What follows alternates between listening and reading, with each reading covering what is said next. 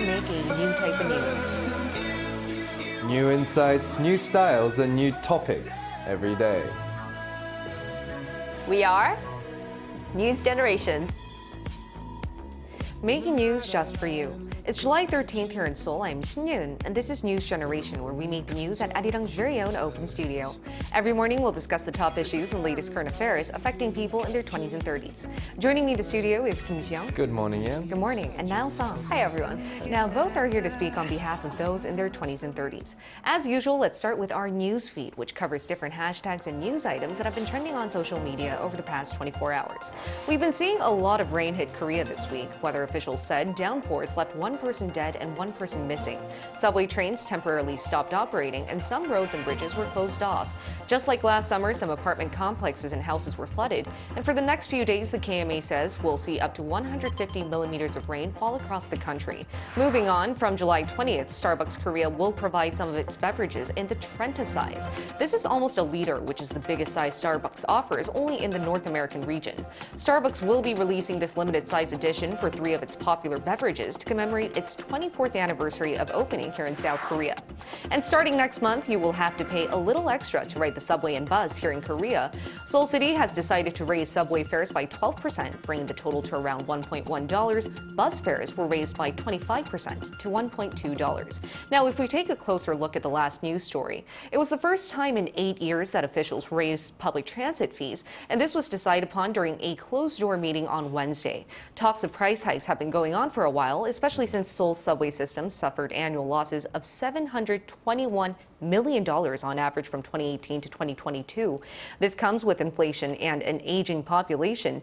Senior citizens aged 65 and up can ride the subway and bus for free, and it's not just Seoul. Busan, Korea's second most populous city, is also trying to raise public transit fares, as well as Ulsan City. Now, I would like to bring the newsfeed here to the studio. Now, I know you ride the subway and bus to work, so once you heard this story, did this affect you in any way? Yes, it did. It absolutely did. And yes, I understand that it's not a huge raise just by the subway itself, but adding that to, the living cost that's been raised recently. Any raise. Yeah, and then even taxis. Taxis have gone up, so I think for a 5-minute taxi ride, it was all the way up to 6,000 Korean won, which is like $5. I understand that's not, compared to the rest of the world, it's not that bad. But for somebody who is living here, who's only known that cost, all of that piling up is not fun. It's not fun. And as we mentioned yesterday, we're also seeing water prices go up. Living costs are just soaring so high. Exactly. And so quickly. It's all relative as well. So even though we might have had cheap subway prices, which I'll talk about in a second, if it increases just any bit, it will still impact us. And why don't you mention that? We do have one of the cheapest public transit fares in the world.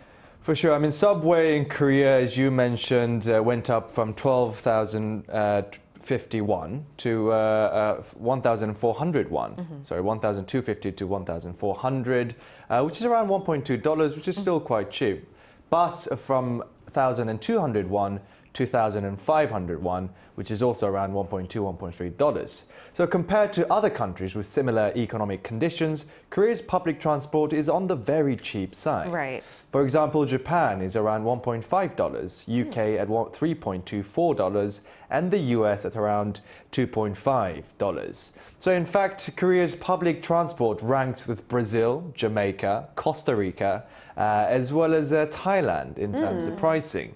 So you can see that considering the previous deficit, the price increase seems like quite an adequate measure for Korea's economic standards and the cost of living that is priced for Seoul and the other cities in Korea. So I mean, although as you mentioned, any increase will impact us in a sense. Right. But I think it makes sense, especially considering the 721. I think $1 that's million the general annoyance. Annually. Yeah, the general annoyance of everything going up, but then, our pay should also start going up accordingly. I think that's what it is. I think that's a central issue. That's what it is. Sure. Everyone's saying living costs are so high, but my salary isn't going staying up. the same. That's not fair. But that was our news feed for this Thursday. Let's now move on to our discussion topic. Today, we're going to be talking about how young adults in Korea have been trying to update their national ID cards. To find out what this is all about, take a look at the screen. It's definitely me, but a prettier version of me, all thanks to AI. Smartphone camera apps have released AIprofile photo services that compile 10 to 20 selfies and then produce high-quality studio-like profile photos. Since the launch of one such service, over 700,000 users have tried it out. Some have even tried to change the picture on their national ID card to these ones. But the government has decided to prohibit the use of such transformed images. Today, NewsGen aims to look into why our generation seems to be so fixated on Photoshop or filters by answering 3 questions. 1. Why is this AI profile picture trend booming in Korea? 2. Why is our generation so used to using Photoshop and filters? 3. Is there any psychological attachment to this? AI profile pictures are massively popular among the younger generation here in Korea. And now, why don't you start us off by telling what exactly this is? So this is a filter app and you can pay money. It's about, I guess, $5 Right. and you take 20 of your own pictures, put it in, and like you mentioned in the VCR, it turns you into this beautiful photoshopped photo shoot, professionally done kind of. Is that you? Oh, there That we is go. a version of me in another exactly universe. like you. Yeah, I mean, it's beautiful. It's beautiful, but I don't feel that that's actually me. Why not? I don't know. They've taken my eyes and put it into what I think Koreans would consider a conventional beauty standard. The shape of the face, the nose and the mouth, and even the shoulder was a lot narrower and skinnier. So I don't feel that that's me. But that's based on like 20 or 50 selfies of yours, right? Right. So I think from those pictures, they've only taken my eyes. They're like, the eyes are worth using. Those can stay. Yeah, those can stay. Everything can else go. goes. And I think even those who might not have tried it out themselves have still either seen or heard about this, especially since a lot of people have uploaded their own AI profile pictures on social media or even tried using them for their national ID card. Yeah. But the latter scenario has stirred quite the controversy, right, Xiong? It really has. I mean, as the application became hugely popular, the Ministry of Interior and Safety announced on the 27th of June that these AI-generated or enhanced profile pictures cannot be used for official documents such as national ID cards. The ministry is also in discussion with the leading application provider, Snow Corporation, to insert a warning phrase that the contents of the AI profile service cannot be used for official documents. Local authorities have already been using a face recognition software that when receiving new applications for resident ID cards, it compares your new profile photo with the previously registered one to check similarities and confirm identity.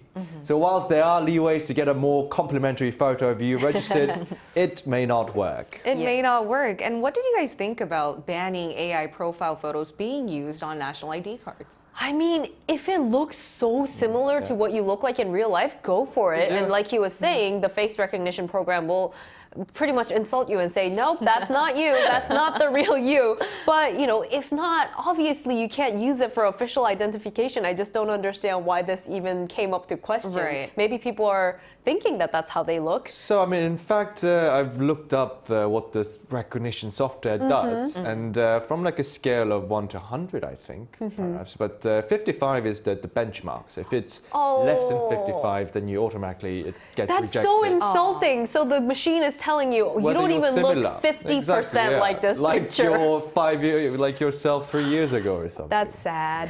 But what did you think about it, Xiong? I mean, I think personally that ID card should have a photo that closely resembles Yeah. reality. I mean, of Absolutely. course, there are other methods of identifying, such as fingerprints and other biometrics. But when in emergency, ID cards might be the only source of identification you could find on the Right. scene. I mean, so employment experts also said that it is not appropriate to use AI profiles with excessive correction for public certificates and CVs or resumes for jobs. According to a survey of 383 companies conducted by Saramin in 2019, 4 out of 10 negatively evaluate profile photos that have been excessively corrected. And you mentioned sense of reality, but these AI profile pictures could be the reality to some people. They might Well, think that that is They really may how they think look. it's reality. No, but that's what I'm going for. I think the central issue to this controversy is why our generation loves using fair enough. Photoshop or heavily relies on filters. And do you agree that a lot of people really like the prettier version of themselves to the point that they're using AI and using those profile pictures to be inserted on their national ID cards?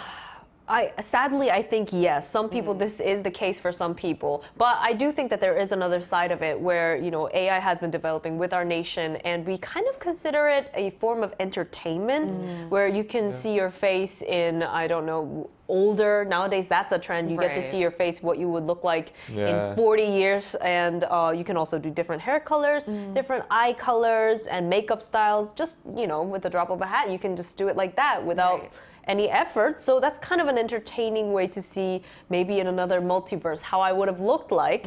But I think if you get really into it, that you lose sight of reality. That's when body dysmorphia comes in. I think in my mind I look like this, but reality is I look different. So I don't know. I think you should really try to stay in touch with what you look like in the mirror. I mean, there's always issues with the internet as well. Sort of like not catfishing purposely, but there's always issues of people not showing who your true self is, especially even just like not just the things you need your own pictures. It might just be like chat rooms and things like that. People giving up a false image. That's always been a problem as well. And but why do you think our generation does that though? I mean, well, to be honest, like the Gen Zs are the first to grow up in an online world where the web and social media is ubiquitous. And as a result, many of today's young people spend an overwhelming time on the online space, with smartphones giving you access 24/7. Korea in particular, in my opinion, and what I've experienced for the past 20-something years, it seems to have an extended market for Photoshop and beauty apps due to its strenuous standards of beauty.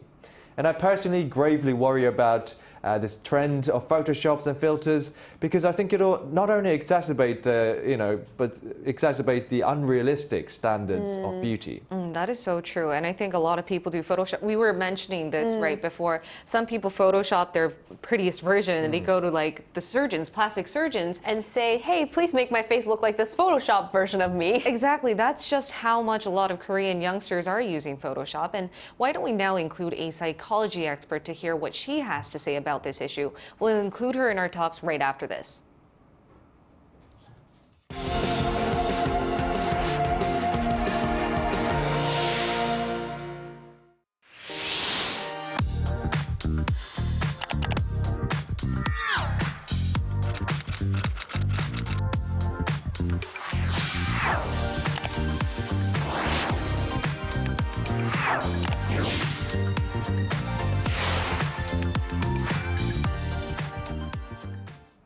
We're going to be hearing from a psychology expert to find out why our generation seems to have such a high reliance on Photoshop and filters.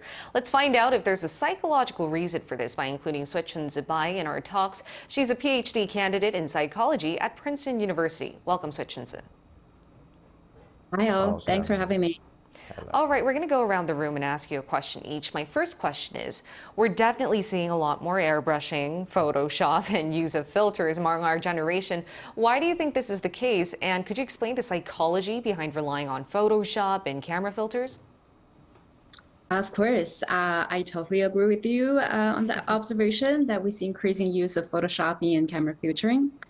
Among many different kinds of factors like self-expression among younger generations, I think one of the primary driving force is actually from the advancement of AI technology in both photoshopping techniques and also in social media platforms. For photoshopping is kind of obvious because the recent artificial intelligence is making all kinds of photo editing super easy and convenient to use. Sometimes I just give a comment and say, I want to look like this actress, and it just changes everything. It's easy to use without requiring any professional skills. But I think another reason is coming from the social media platform, where whenever we post a photo, we get lots of likes and shares and hearts and, views, counts of views. Those accounts can serve as a positive social signal that reinforce behavior that we have nowadays. So I think those kind of social media platform, the design of those recommender systems is creating another driving force for why we're using Photoshopping and photo sharing more and more. Right. Yes. And before we go on to you, Xiao, is there a psychological concept behind that? Is there an explanation for why we're doing that? Yeah, I think this is an active research area, but one psychological phenomenon that I think is really intriguing is called pluralistic ignorance. So the Oh. idea is that we are trying to edit ourselves to look like an ideal image, but the idea is that everyone is doing that. That meaning that no one actually looks like their social media posts. We are comparing ourselves to a collective illusion. Now, that is the pluralistic ignorance, which is the constructed reality that we are having right now. But then what's psychologically interesting is that those are the kind of constructed social norm that is really hard, A, to realize that it's not real, and B, it's hard to change that social norm. And part of the reason is because sometimes we see people punish deviants, meaning that we punish people who do not confirm that social norm, who do not confirm a certain kind of outlook. And that just make it's even harder to change that whole ignorant connection. Yeah, I mean, it makes sense. I think when the society actually makes it a norm to have your photos edited, Right. especially exacerbated, as you said, development of AI technology, as well as, you know, the social construct around social media and things like that, that does seem to push for a collective idea that Photoshop and the editing of pictures is necessary. I mean, so from a psychology perspective, what are some concerns you have with millennials and Gen Zs heavily relying on camera filters or Photoshop? Yeah, so one of the concerns we already discussed is about the resistance to break that social norm. And that might have negative consequences on individuals who deviate from that, conventional, beautiful outlook, having lots like decrease in self-esteem and things like that. And there's another component I want to point out, which is about the feedback loop to AI system. So the idea is that for those artificial intelligence to empower new photoshopping techniques, they need lots of training data. And those training data comes from the way we present ourselves, from the images we have, from the labels we give them. Now, the problem is that when we have a very homogenized idea of what's beautiful, that means the training data is not diverse.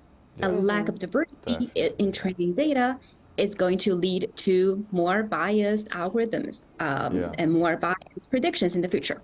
So I think that is another part which worth more attention. So I have the last question for you. So we've been talking about people deviating from the social norm of, posting Photoshop versions of ourselves onto social media.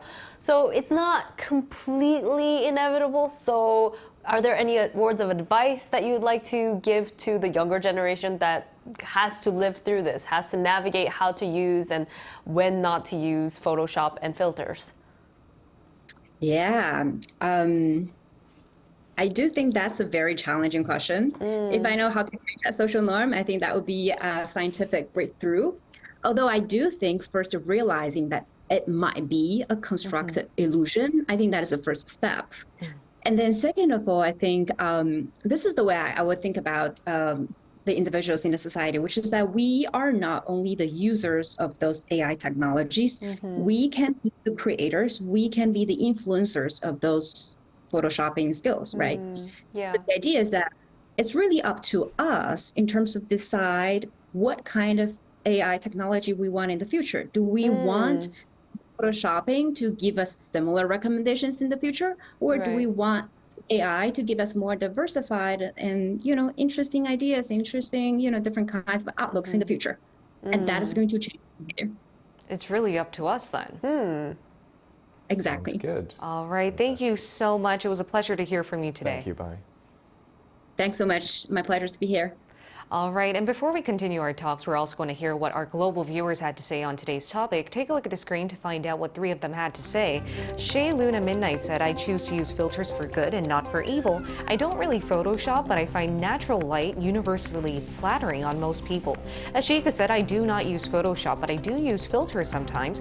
I think using all these technologies, I just get to see a different or better version of myself and something different from what's captured in a mirror. A better look without really using any makeup products. Nats that said, we live in an age of the inauthentic. To stay virtuous in these dark times is to remain true to nature and yourself. Do not seek admiration from others. There's no value in it. To live an authentic life is to live a meaningful life. Once again, thank you to our viewers who shared their insights. Now I would like to wrap up our discussion with what Sue Chun-ji actually told us. She mentioned a lot of interesting things. I mean, what really fascinated me was if you're living in a homogenous society, it's really hard for you to have diverse beauty standards. That's exactly, that was my takeaway. Would you like from to that as well. would you like to elaborate? I mean, it makes sense because anything, even like ChatGPT, any machine learning models, AI, artificial intelligence models, learn from the database, right? So if there's a distinct pattern, there are concerns with the ChatGPT being English majority sources that ignores anything that's in foreign languages, for example. It's going to be the same for these beauty apps. For example, actually, one of my friends from the UK, but he's of Arabic origin, North African. And so he tried the snow application, and it turned him into a super Korean-looking guy.